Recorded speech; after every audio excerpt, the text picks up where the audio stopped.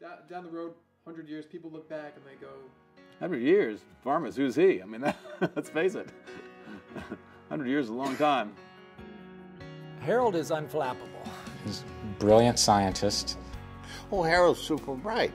And you have a lot of super bright people who've done nothing, but Harold did something very important. Harold, working with Mike Bishop, made that most profound observation that there are genes within all of our cells which, if mutated, are capable of causing cancer, oncogenes. So, you know, it was a discovery. When you hear about it, you think, well, you know, he's going to get a Nobel Prize. He did. When Harold Varmus first came to NIH, he wrote a paper about how we would need to address the fact that the budgets for biomedical research were going to be cut, because that was everybody's expectation.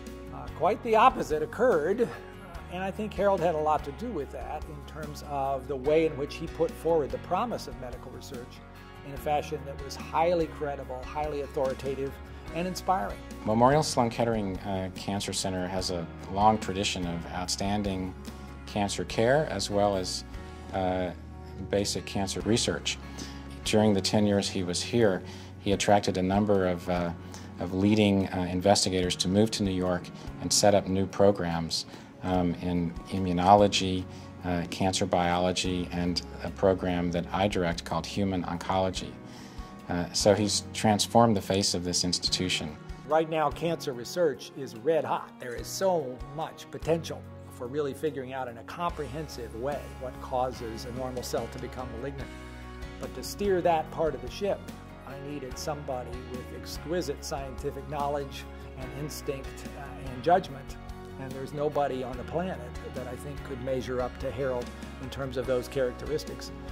The thing I see most clearly when I look at the problem that we face in cancer is understanding exactly what goes wrong with the cancer cell, how we might prevent those things from happening, how we can counter them with new therapies and make cancer a more controllable disease. The qualities required to lead large institutions like Sloan Kettering Cancer Center or the National Cancer Institute, I think, are multiple. First, extremely profound understanding of the cancer problem, not only at a basic scientific level, but at a clinical level as well.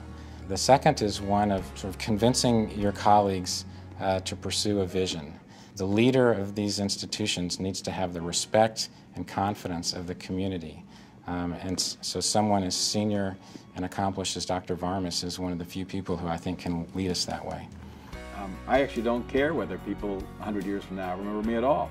I'm more interested in what people I'm living with think about whether I'm doing the right thing in my scientific career or in leading the institutions I've led and bringing people together and making use of the money the public's made available to us to use science to both understand the basis of life and to use the principles that we discover to improve human health.